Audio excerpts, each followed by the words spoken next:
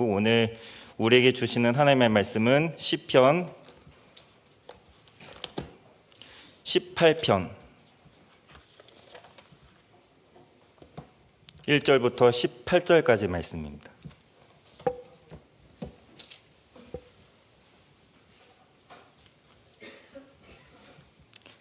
구약성경 813쪽에 있습니다.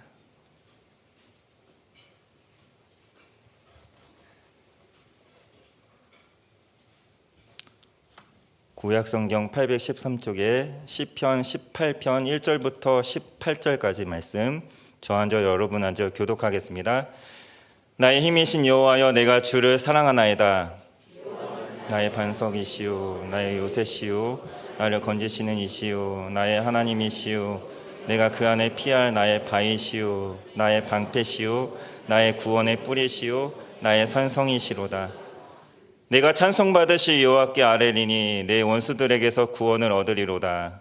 사망의 줄이 나를 얻고 불의의 창수가 나를 두렵게 하였으며 수월의 줄이 나를 두르고 사망의 올무가 내게 이르렀도다. 나는 중에서 여호와께 아뢰며 나의 하나님께 부르짖었더니 그가 그의 성전에서 내 소리를 들으시며 그의 앞에서 나의 부르짖음이 그의 귀에 들렸도다. 이에 땅이 진동하고 산들의 터도 요동하였으니 그의 진노로 말미암음이로다. 코에서 연기가 오르고 입에서 불이 나와 사람이여 그 불에 숯이 피었도다. 그가 또 하늘을 들이우시고 강림하시니 그의 발 아래는 어두캄캄하도다. 다니시며 바람 날개를 타고 높이 솟아오르셨도다. 그가 흑암을 그의 숨는 곳으로 삼으사 장막같이 자기를 두르게 하시며 곧 물의 흑암과 공중의 빽빽한 구름으로 그리하시도다. 광채로 말미암아 빽빽한 구름이 지나며 우박과 숯불이 내리도다. 여호와께서 하늘에서 우레소리를 내시고 지존하신 이가 음성을 내시며 우박과 숯불을 내리시도다. 화살을 날려 그들을 흩으시며 많은 번개로 그들을 깨뜨리셨도다. 이럴 때 여호와의 꾸지람과 콧김으로 말미암아 물밑이 드러나고 세상의 터가 나타났도다.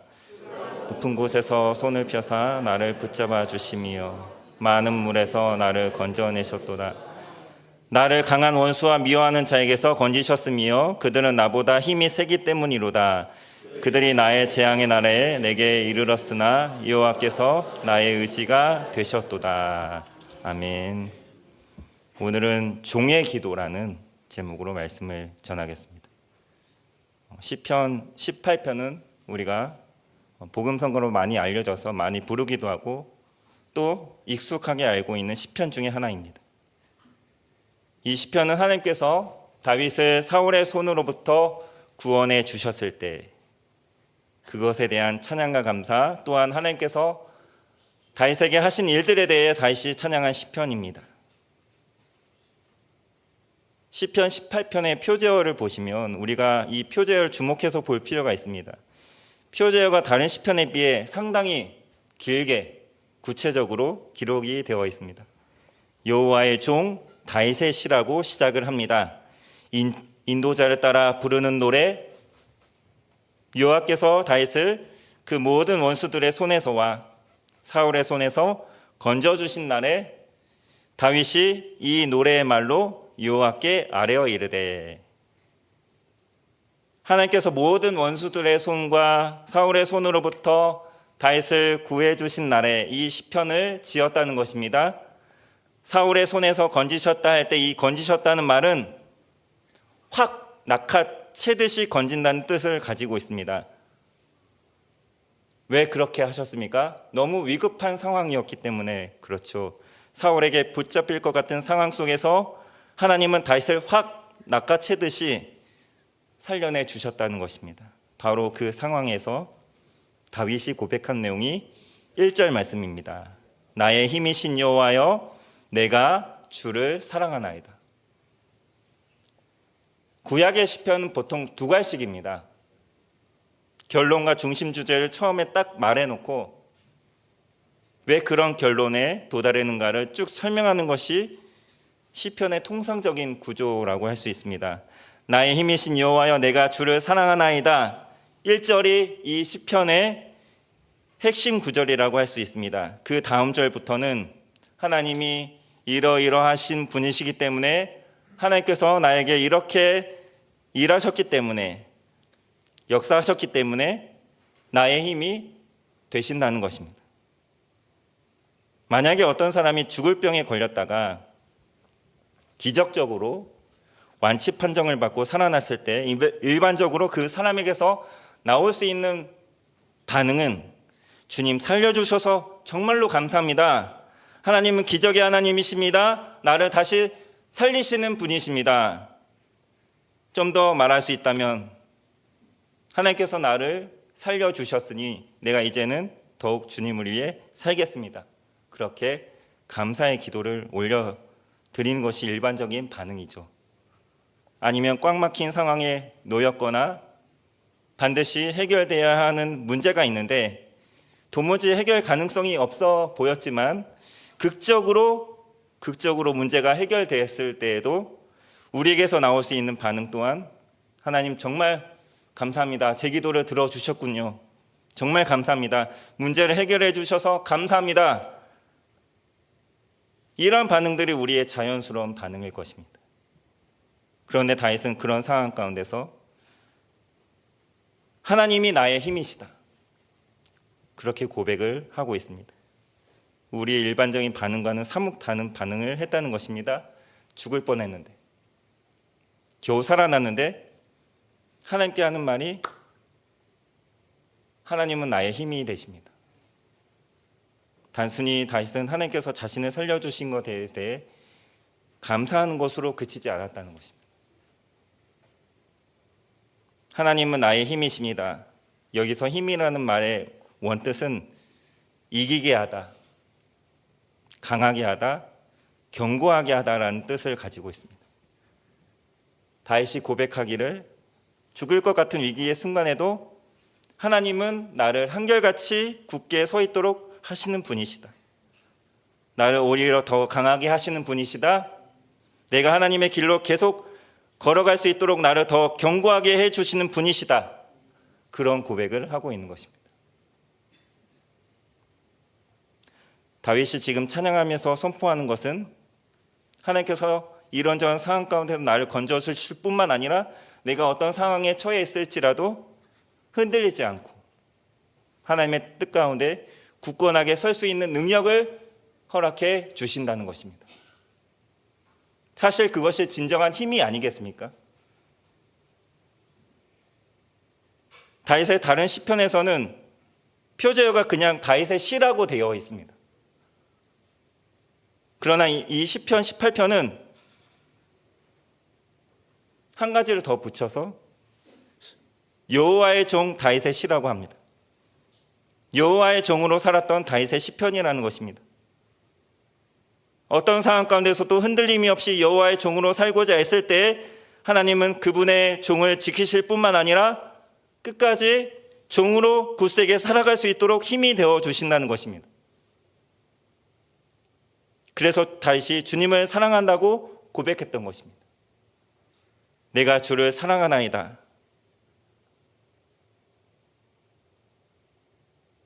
한글 성경에는 그런 표현이 잘 이렇게 드러나지 않은데 이 말의 원뜻은 현재만이 아니라 현재뿐만 아니라 앞으로도 나는 계속 주님을 사랑할 것입니다. 미래형 의지를 나타내고 있습니다.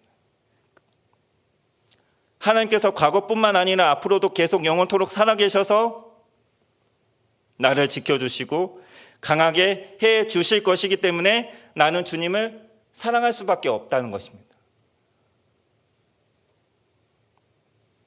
2절 말씀에 보면 여호와는 나의 반석이시요 나의 요새시요 나를 건지시는 이시요 나의 하나님이시요 내가 그 안에 피할 나의 바위시요 나의 방패시요 나의 구원의 뿌리시요 나의 산성이시로다. 다윗 자신이 지금껏 경험한 하나님이 어떤 분이신지를 이야기하고 있습니다. 반석, 요새, 피할 바위, 방패, 구원의 뿔, 산성. 이 단어들의 공통된 점이 있다면 강함의 이미지가 떠오르지 않습니까? 굳건함의 이미지가 떠오르지 않습니까? 하나님은 위기와 고난 가운데서 내가 더 강해질 수 있도록, 내가 더 굳건해지도록 해 주셨다. 그렇게 고백을 하는 것입니다.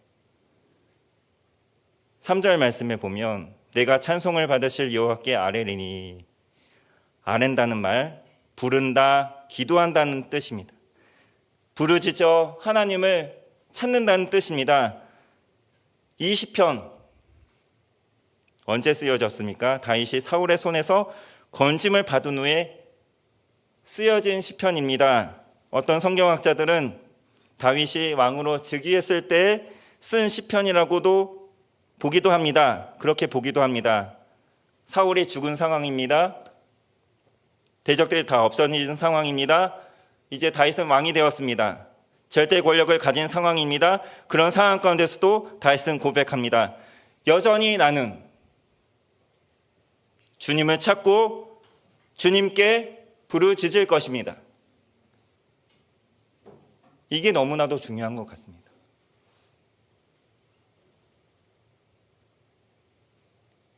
지난 3년이 넘는 시간 동안 우리를 괴롭힌 코로나 팬데믹, 지금은 종식까지는 아니지라도 기세가 많이 약해진 것은 사실이죠.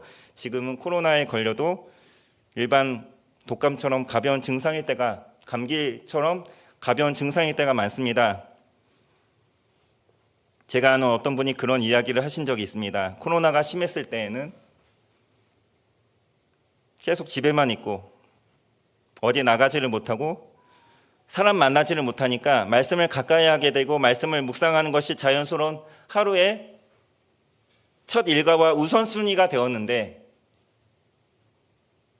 그렇게 주신 말씀을 붙잡으면서 하나님이 오늘도 나에게 일하실 것들을 소망하게 되었는데, 코로나 상황이 풀어지니까 다시 분주해지고 해야 할 일들과 만나야 할 사람들이 많아지니까 점점 말씀의 묵상의 우선순위가 뒤로 밀려나기 시작하더라는 것입니다. 아예 안 하는 날도 있고, 이런저런 핑계로 안 하는 날도 있고, 기도 생활도 약해졌다는 말씀을 한 적이 있습니다. 그래도 이렇게 생각하고 있다는 것, 그렇게 생각하고 있다는 것 자체가 정말 귀하다는 생각이 들었습니다. 자신의 영적 상태를 돌아볼 수 있다는 것 참 귀하죠. 사람이 연약한지라 어쩌면 당연한 귀결이라 그렇게 말할 수 있겠지만, 우리가 정말 믿음을 지키는 것이 얼마나 어려운가 그런 생각을 할 수 있겠지만, 우리가 팬데믹 상황에서 어떻게 보면 건져냄을 받았는데 우리의 신앙은 다시 원상태로 돌아간다는 것은 지난 어려움의 시간들을 우리가 제대로 보내지 않았다는 반증일 수 있습니다.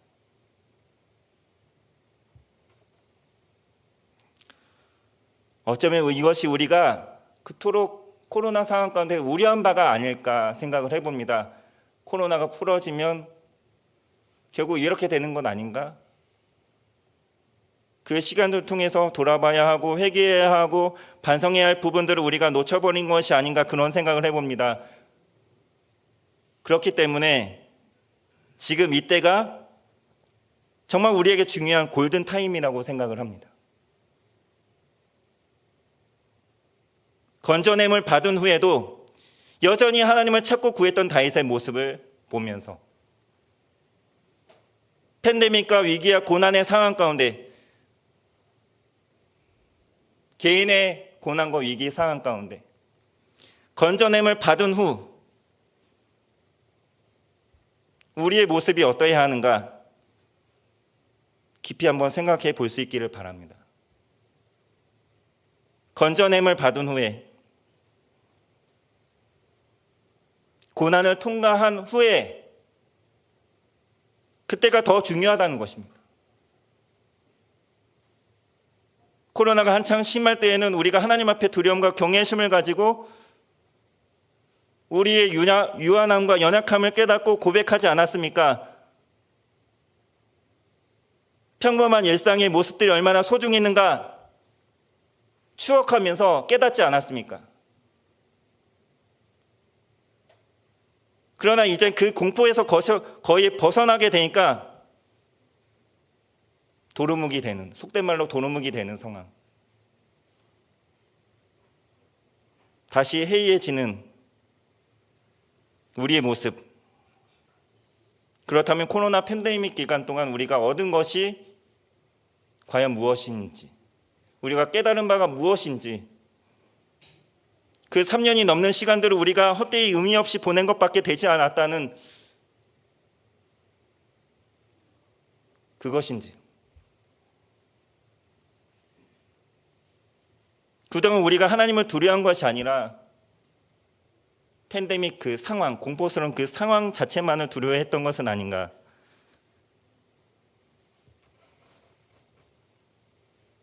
그렇기 때문에 이제 코로나 상황도 풀어지고 우리 교회적으로 봤을 때는 지난 40개월의 힘들고 고된 광야 생활을 이제 끝내고 새 성전 시대를 시작하고 있는 지금이 우리에게 너무나 중요한 시기라는 것입니다.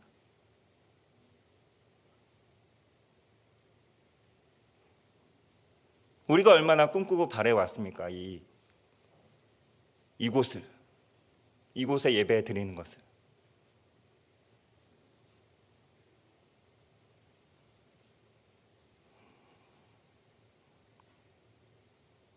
다윗은 건져냄을 받은 후에, 왕으로 즉위한 후에, 왕으로서 절대 권력을 누릴 수 있는 순간에도 다윗은 여전히 여호와 하나님을 찾을 것이고 여호와께 부르짖을 것이라고 고백하고 있다는 것입니다. 다윗이 이 같은 고백이 정말로 우리의 고백이 되길 간절히 소원합니다. 다윗은 자신이 한 나라의 왕이었지만 그 자신의 왕이 되지 않았습니다. 하나님만이 자신의 삶의 주인이시고 왕이 되심을 한시도 잊어버리지 않기 위해서 오늘 시편 서문에 여호와의 종 다윗의 시라고 특별히 적어놓은 것 같습니다. 그래, 나는 하나님의 종이지. 종에 불과하지.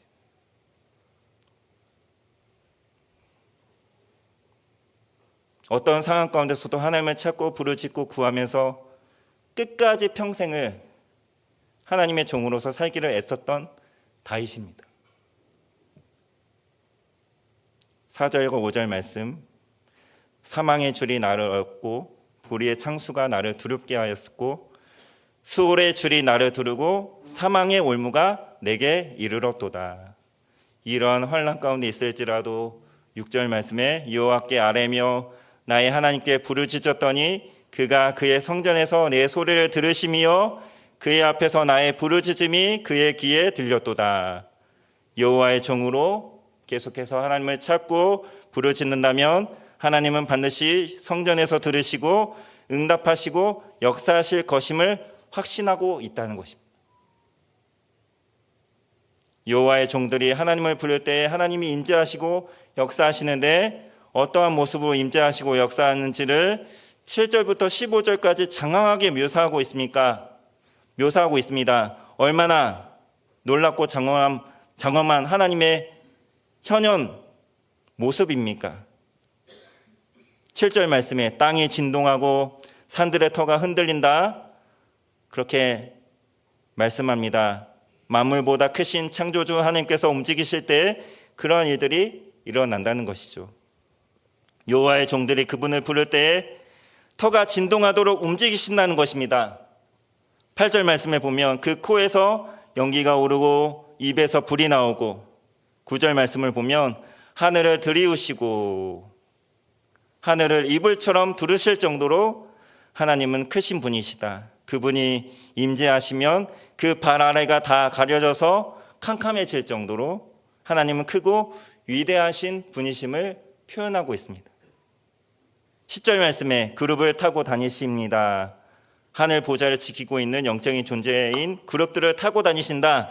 하나님은 그만큼 거룩하시고 초월적인 분이시라는 말씀이죠. 또한 하나님을 말씀하실 때 우박과 숯불이 하늘에서 쏟아지듯이 우레소리와 같은 음성으로 말씀하신다. 이렇게 크시고 위대하신 하나님께서 16절 말씀입니다. 그가 높은 곳에서 손을 펴사 나를 붙잡아 주시며 많은 물에서 나를 건져내셨도다. 다윗은 이 말씀을 하고 싶어서, 이 이야기를 하고 싶어서 앞에 그토록 장황하게 하나님의 크고 위대하심에 대해 길게 서술한 것입니다. 하나님은 이와 같이 크고 위대하신 분이신데 땅도 하나님의 이끌림 한 번에 크게 흔들릴 정도로 크고 두려우신 하나님이 이렇게 미천하고 연약한 일개 죄인에 불과한 나를 여호와의 종으로 한번 살아보겠다고 애쓰는 나를 그분의 손을 펴서 붙잡아 구원해 주신다는 것입니다. 말씀 한마디에 세상의 기초가 다 엎어지게 하실 수 있는 그런 분이 나의 연약한 손을 붙잡아 주신다. 이러니 어찌 하나님께서 나의 힘이 되지 않을 수 있겠는가 고백하고 있습니다. 내가 어찌 하나님을 사랑하지 않을 수 있겠는가 이 말을 하고 있는 것입니다.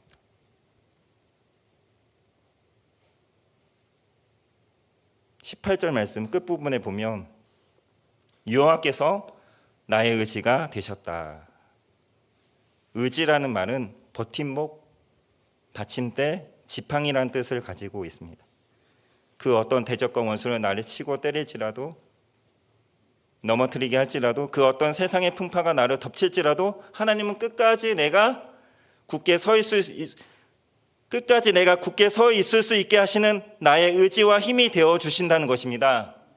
내가 여호와의 종으로 살아가고자 애쓰며 하나님을 찾고 부르짖을 때 하나님이 반드시 내게 응답하셔서 내 손을 잡아주시기 때문에 나의 힘이 되신다는 것입니다.